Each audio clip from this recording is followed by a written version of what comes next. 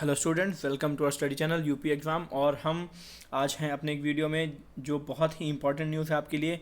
Vacancies आई हुई हैं आपका एएमडी एटॉमिक मिनरल्स डायरेक्टरेट में, यानी कि आपका जो भारत सरकार परमाणु ऊर्जा विभाग के अंतर्गत आता है, उसके अंदर वैकेंसी आई हुई है। बहुत ही बड़ी वैकेंसी आई है, 124 वैकेंसीज़ हैं।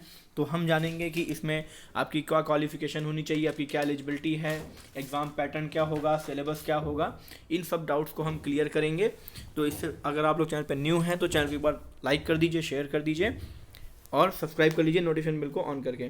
देखिए हैं यहाँ पे क्या है, आपका भारत सरकार परमाणु ऊर्जा विभाग, एडवर्टीजमेंट नंबर है AMD 3 2021। और जो आपका ये AMD का पेपर होता है, नहीं परमाणु ऊर्जा विभाग का, ये पेपर बहुत ही बढ़िया एकदम इजी पेपर आता है, बहुत ज़्यादा टफ नहीं होता है। और सबसे बड़ी बात है कि इसके लिए आपको जो एग्ज़ाम सेंटर है वो लखनऊ और बहुत सारी सिटीज़ में मिल रहा है। अदरवाइज़ जो आपका एटॉमिक एनर्जी एग्ज़ाम कराता है, इसके मैक्सिमम सेंटर्स मुंबई में होते थे, पर अभी ये एग्ज़ाम करा रहे हैं। तो चलते हैं, देखते हैं इसमें क्या क्या है कि जानेंगे हर एक वैकेंसी, कितनी वैकेंसी है, पे स्केल क्या है, हर एक चीज़ को क्लियर करेंगे इस डाउट में। ठीक है, तो ये ऑनलाइन मोड से एग्ज़ाम आपको फॉर्म को फिल कर सकते हैं। सबसे पहली बात है, आपकी लास्ट डेट है 24 अक्टूबर, आपकी फॉर्म फिल करने की लास्ट डेट होगी। और पोस्ट है आपकी साइंटिफिक असिस्टेंट बी फिज़िक्स की। पे स्केल क्या है, 35,400 का है, और भी लेवल 6 पे, प्लस DA एंड अलाउंसेस जो हैं वो अलग से आपको इसमें मिलेंगे। एक वैकेंसी OBC की है, 3 अनरिजर्व की हैं, 4 इसमें टोटल हैं। ये कैसा है, ग्रुप बी की पोस्ट है ये। और इसमें क्वालिफिकेशन क्या मांगा हुआ है, BSc with physics mathematics and chemistry, minimum 60% aggregate marks, और BSc with physics mathematics and geology with 60% marks, या फिर आपका BSc ऑनर्स हो फिजिक्स, मिनिमम 60% मार्क्स। ठीक है, इतना आपका इसमें मांगा हुआ है। आपकी मैक्सिमम एज की बात करें तो OBC के लिए 33 है और अनरिजर्व के लिए 30 है। क्लियर है, बाकी SC ST की वैकेंसी है नहीं तो कोई मतलब नहीं है।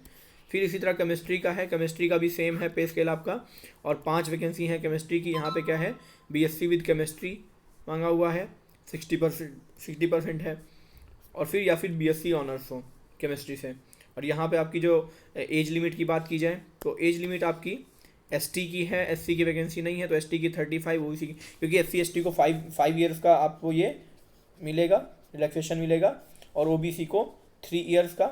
तो उस हिसाब से ये आपका 33 और 35 हो जाएगा, और EWS और अनरिजर्व का 30 है।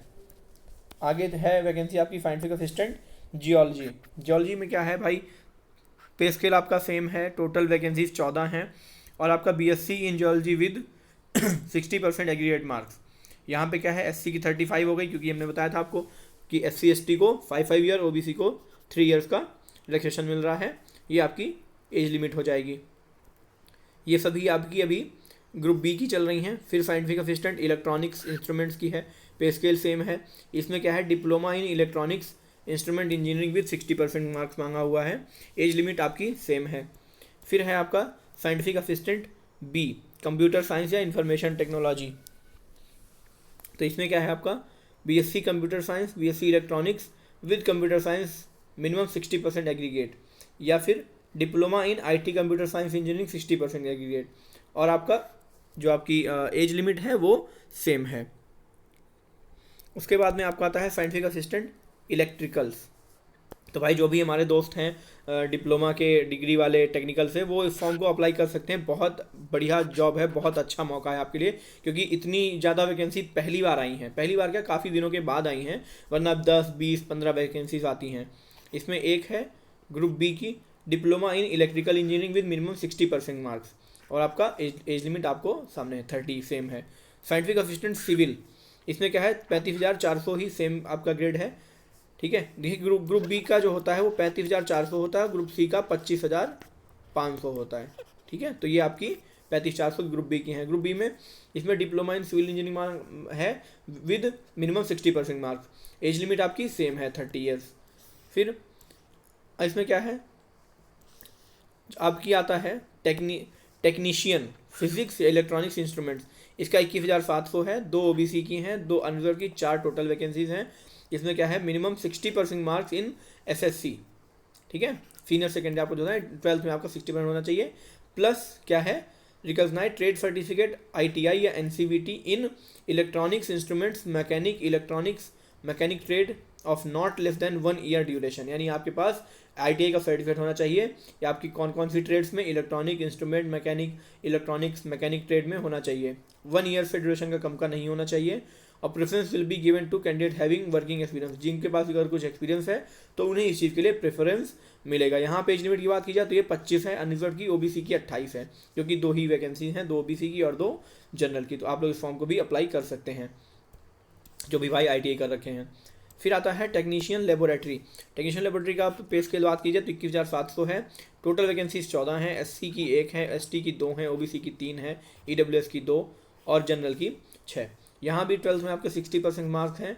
उसके बाद में आपका कोई ट्रेड सर्टिफिकेट ITI होना चाहिए आपका, किसका, केमिकल प्लांट से या laboratory assistant chemical plant trade से, not less than 1 year duration. Clear है। Preference will be given to candidate having working experience, ये भी आपका यहाँ पे एज लिमिट आपकी SC की देखिए यहाँ पे 30 होगी, 5 साल की आपको SC की, ST की 5 ईयर, OBC की 3 ईयर्स, तो आपका 30 30 30 28 25 25 आपका एज लिमिट हो जाएगी। फिर आता है इसी में हमारा टेक्नीशियन बी, प्लम्बर। प्लम्बर में क्या है, 21,700 सेम है, एक वैकेंसी है टोटल यहाँ पे, OBC की 1 यहाँ पे है और 60% मार्क्स हैं। प्लस इसमें क्या है कि आपका कोई ट्रेड सर्टिफिकेट होना चाहिए ITI in plumber trade of not less than 1 year duration. Preference will be given to candidate having working experience. ठीक है, 28 आपकी यहाँ पे OBC की एज लिमिट है इसमें। फिर आता है technician B, binding.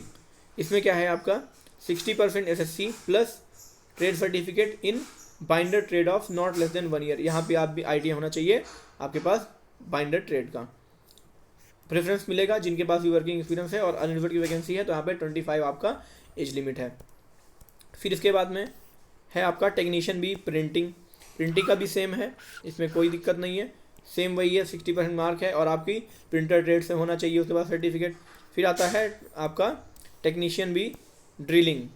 Same pay scale है, टोटल 20 वैकेंसीज हैं और यहाँ पे आपका diesel, auto mechanic, mechanic motor में आपका होना चाहिए आपका जो डिप्लोमा है। ठीक है, ITI सर्टिफिकेट होना चाहिए और प्रेफरेंस आपको इसमें मिलेगा।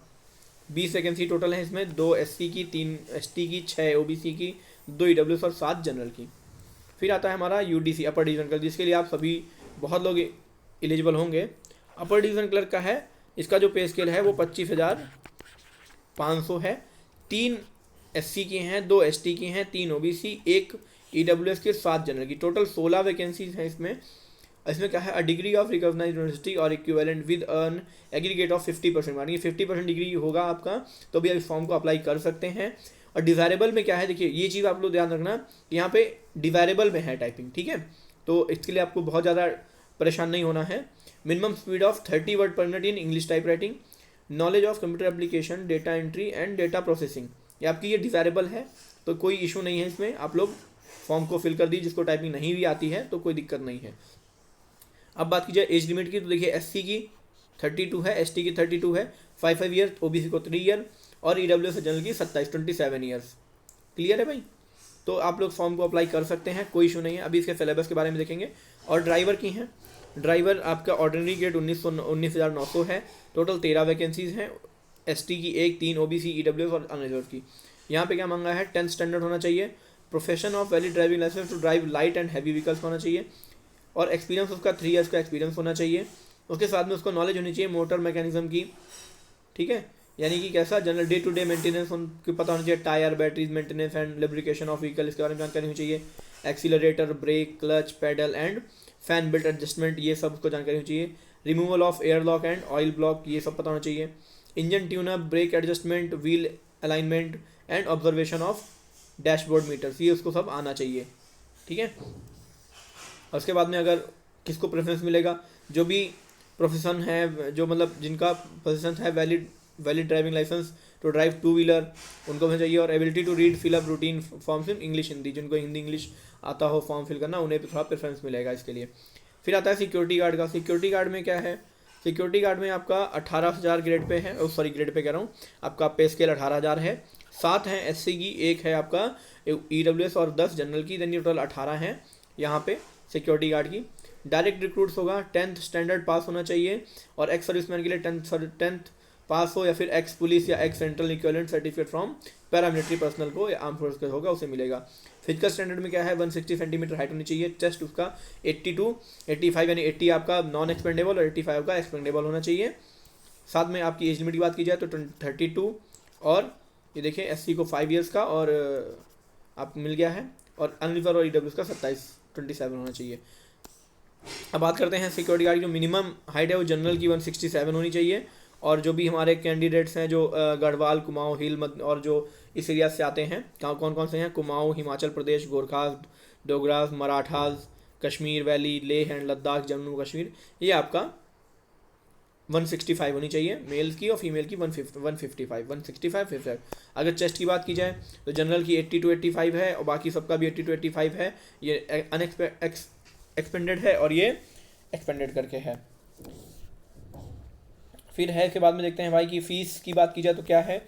मिनिमम एज लिमिट देखिए 18 साल से 24 साल है। ये by post to post depend करता है कि आप किस पोस्ट पे आप अप्लाई कर रहे हैं। बात कीजिए अगर साइंटिफिक असिस्टेंट की तो यहाँ पे 200 रुपये फीस है। टेक्नीशियन की है, ऑल डिसिप्लिन किसी भी उसका है टेक्नीशियन, तो उसे 100 रुपये फीस है। अपर डिवीजन क्लर्क की 100 रुपये है।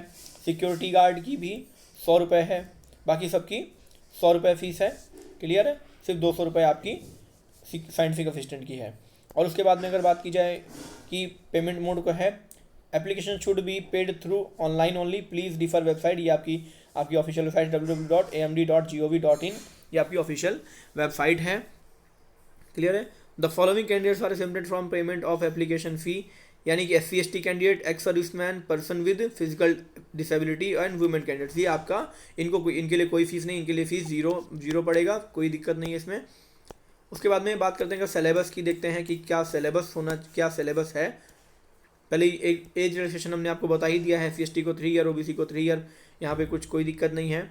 एक्स सर्विसमैन के लिए भी सेम है। डोमिसाइल की बात की जाए, अब आते हैं हम अपने कि सिलेबस क्या होगा एग्ज़ाम का, जो सबसे इम्पॉर्टेंट है आपका सिलेबस। सिलेबस क्या है, साइंटिफिक असिस्टेंट के लिए है, सबके लिए यही हो जाएगा। रिटन एग्जामिनेशन होगा और इंटरव्यू होगा। ठीक है, उसमें क्या होगा, नंबर ऑफ क्वेश्चन 100 होंगे, मार्क्स 300 होंगे, 3 मार्क होंगे ईच करेक्ट आंसर के लिए, और माइनस आपका 1 मार्क हो जाएगा, और 2 आवर्स का एग्ज़ाम होगा। ठीक है। अब आपका टेक्नीशियन के लिए क्या होगा, सारे टेक्नीशियन के लिए एक ही एग्ज़ाम होगा। ये क्या है, स्टेज 1 टेस्ट होगा, 50 मल्टीपल चॉइस क्वेश्चन होंगे। ठीक है, 1 आवर का होगा, और इसमें क्या होगा, क्वेश्चन टाइप मैथमेटिक्स के 20 क्वेश्चन होंगे, साइंस के 20 होंगे, जनरल अवेयरनेस के 10 होंगे। 50 क्वेश्चन होंगे, 150 मार्क्स के, यानी 3 नंबर का एक क्वेश्चन होगा, और एक नंबर आपका काट लिया जाएगा। ड्यूरेशन आपका 1 आवर का होगा टेक्नीशियन के लिए।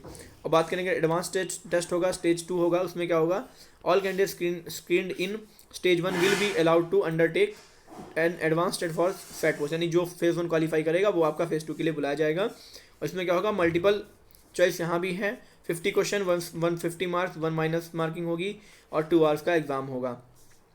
Merit list of candidate will be prepared after stage 2 based upon the score obtain in stage 2 only, यानी स्टेज 2 का जो मार्क्स होगा, इसका जो मार्क्स होगा वो आपका उसके बिहाफ पे आपके से जो है कट ऑफ बनेगी। फेज़ 1 आपका सिर्फ क्वालिफाइंग टेस्ट होगा। ठीक है भाई, ये सिर्फ आपका क्वालिफाइंग होगा। अब बात करते हैं कि अपर डिवीजन क्लर्क का क्या होगा। अपर डिवीजन का जो टेस्ट होगा, देखिए ये होगा ऑब्जेक्टिव एंड डिस्क्रिप्टिव, 2 होगा। लेवल 1 में क्या होगा, level 1 will be only qualifying exam screening test to shortlisted candidates for level 2 main exam, यानी जो फेज़ 1 क्वालिफाई करेंगे वो आपका फेज़ 2 के लिए आते हैं। अब मिनिमम क्वालिफाइंग कितना रखा गया है ये भी देख लेते हैं। Minimum qualifying standard for level 1 and for candidate economically weaker section will be 50% and aggregate and 40% aggregate for OBC, SC, ST and physical candidates. ठीक है, यानी जो आपके फिजिकल हैंडीकैप्ड हैं उन PH और OBC, SC, ST के लिए 40% होगा मिनिमम क्वालिफाइंग, और जनरल और EWS के लिए आपका 50% का ये क्वालिफाइंग होगा। अब देखते हैं कि पेपर का पैटर्न क्या होगा। पैटर्न ये होगा कि जो आपका पैटर्न 1 का है, इसमें जनरल इंग्लिश के 25 क्वेश्चंस, जनरल नॉलेज के 25, जनरल इंटेलिजेंस के 25 और क्वांटिटेटिव एप्टीट्यूड के 25, यानी 25 होंगे आपके चारों सब्जेक्ट के। ठीक है, 100 क्वेश्चन टोटल होंगे। एक क्वेश्चन आपका 3 मार्क्स का होगा, यानी कि 300 मार्क्स का हो जाएगा, और माइनस 1 मार्क आपका कर दिया जाएगा। 2 घंटे का पेपर होगा, 2 घंटे और 100 क्वेश्चन, 90। ठीक है, 100 क्वेश्चन 120 मिनट्स, पेपर बहुत सही आने वाला है। अब इसके बाद में क्या है, 40% आपको क्वालिफाई करना है, 50% आपको जनरल OBC भाइयों के लिए है, जनरल और EWS भाइयों के लिए। Candidates who clear UDC level 1 written examination alone will be called for UDC level 2 examination. जिनका यूडीसी लेवल 1 क्लियर होगा उनका यूडीसी लेवल 2 एग्जामिनेशन के लिए उन्हें बुलाया जाएगा। The number of candidates be shortlisted for level 2 descriptive written test shall be at the ratio of 120। यानी कि आप क्वालिफाई तो किए जाएंगे 40-50% पे, बट जितनी वैकेंसीज हैं उसका एक वैकेंसी पे 20 रेशियो के हिसाब से आपका बुलाया जाएंगे। 16 हैं तो 16 वैकेंसी का आप 20 से कर दीजिए तो आपका 320 कैंडिडेट्स जो हैं वो फेज़ 2 के लिए बुलाए जाएंगे। बाकी पे आयोग पे डिपेंड करता है, सॉरी डिपार्टमेंट पे डिपेंड करता है कि वो कितने बच्चों को बुलाता है। जैसे बार में उन्होंने सबको बुला लिया था, जिसका फेज़ 1 क्लियर हुआ था सबको बुला लिया था। वहीं पे अगर एटॉमिक रिसर्च उसकी बात की जाए, जो डायरेक्टरेट था, डायरेक्टरेट ने एक वैकेंसी पे 20 के रेशियो में बुलाया था। तो ये उस पर डिपेंड करता है कि कितने लोग आ रहे हैं। फिर है पैटर्न 2, देखें कि पैटर्न 2 क्या होगा। ये बहुत इंपॉर्टेंट है यहाँ पे, क्योंकि इसमें थोड़ा सा सिलेबस जो है चेंज किया गया है बार के एग्ज़ाम पे। जिन भाइयों ने बार का एग्ज़ाम दिया था 2019 वाला जो अभी हुआ था, उससे थोड़ा सा डिफरेंस है। क्या है कि यहाँ पे डिस्क्रिप्टिव रिटन टेस्ट होगा। The descriptive written test consist of 2 papers. Part 1 English language comprehension precis and English grammar 50% has to be written purely in English. यानी 50% पोर्शन जो होगा पार्ट ए, जिसमें आपका जो कॉम्प्रहेंसन होगा, प्रेसी होगी और इंग्लिश ग्रामर के क्वेश्चन होंगे, 50% आपका प्योरली इंग्लिश पे होगा।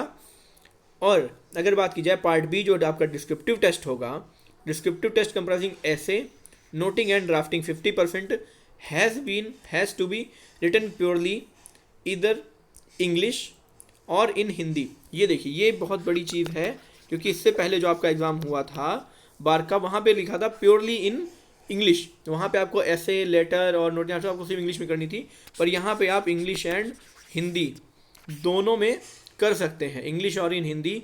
If it is written in a combination of both English and Hindi 0 marks will be awarded. यानी कि आप दोनों लैंग्वेजेस को मिक्सअप नहीं कर सकते हो, बट आप दोनों को अलग अलग कर सकते हैं। तो आप पूरा पेपर हिंदी में कराइए, पूरा पेपर आप इंग्लिश में कराइए। तो ये बहुत बड़ी चीज़ है। जो भी हिंदी, जिनकी इंग्लिश वीक रहती है, हिंदी में वो अपना कर सकते हैं, इसमें कोई दिक्कत नहीं है।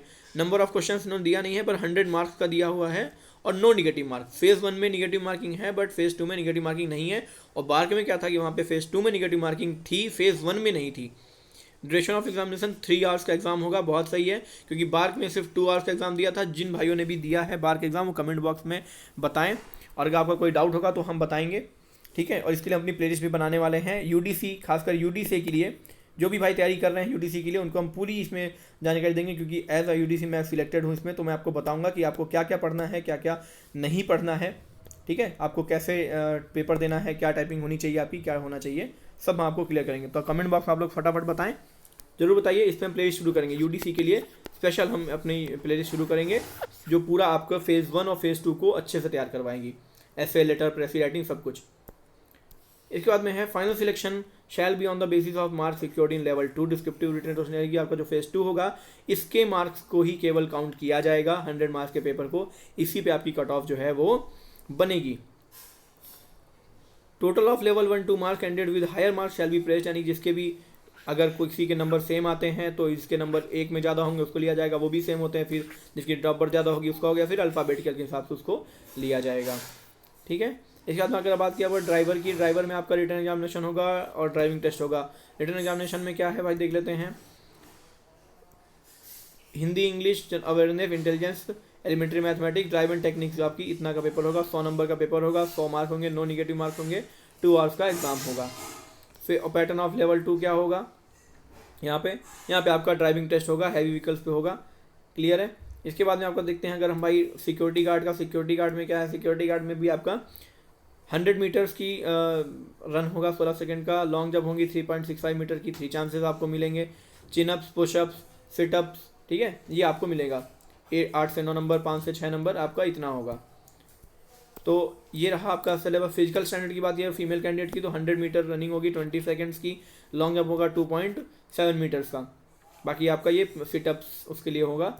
और रिटन टेस्ट की बात की जाए तो रिटन टेस्ट में आपका comprehension, general awareness 25 mark, 25 mark और एनालिटिकल बेसिक मैथमेटिक्स 25 मार्क्स की होगी। Final selection shall be on the basis of marks secured in the written test only. यानी आपका जो फिजिकल होगा वो सिर्फ क्वालिफाइंग होगा, और आपका जो कट ऑफ बनेगी वो यहाँ से बनेगी, जो भी भाई गार्ड्स के लिए अप्लाई करेंगे, क्लियर है। अब देखिए कहते हैं application will have to submitted online only, ये केवल ऑनलाइन होगा।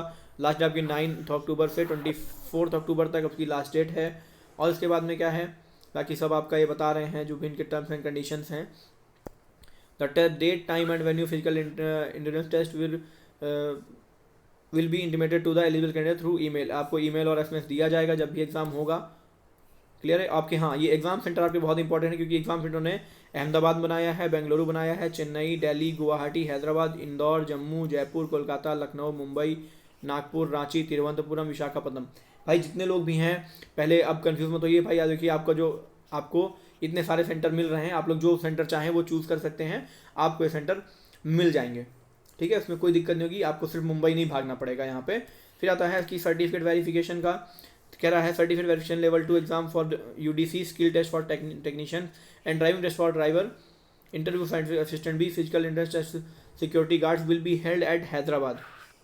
यानी कि ये देखिए भाई, आपका जो सर्टिफिकेट वेरिफिकेशन होगा और लेवल 2 एग्ज़ाम होगा, ठीक है, ये आपका ड्राइविंग टेस्ट होगा, स्किल टेस्ट होगा, ये आपका कहाँ होगा, ये आपका हैदराबाद में होगा।